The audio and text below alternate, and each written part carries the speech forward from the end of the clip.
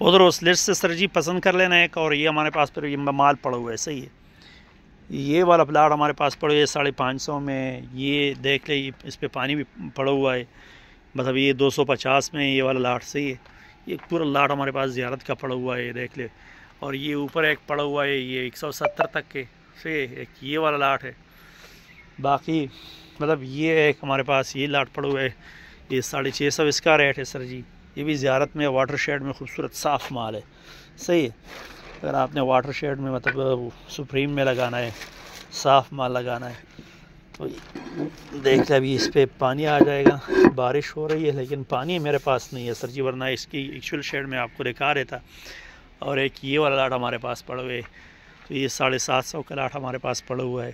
یہ 650 کا ہے. یہ لاٹ بھی پڑا ہوا ہے، یہ آپ کو 170 تک مل جائے گا. یہ والا لاٹ پڑا ہوا ہے، یہ اس پہ پانی بھی موجود ہے. مثلا یہ گیلا پڑا ہے، ابھی بارش ہو رہی ہے، دھوپ نہیں ہے، سورج نہیں ہے، بالکل ایکچوئل شیڈ میں آپ کو سب کچھ دکھ رہا ہے. صحیح. تو یہ 250 میں یہ 550 والا لاٹ پڑا ہوا ہے. اوپر اڈے بھی پڑے ہوئے، بہت زیادہ مال ہمارے پاس پڑے ہوئے، وہ بھی دکھا دیتا ہوں. یہ سارا زیارت ہے.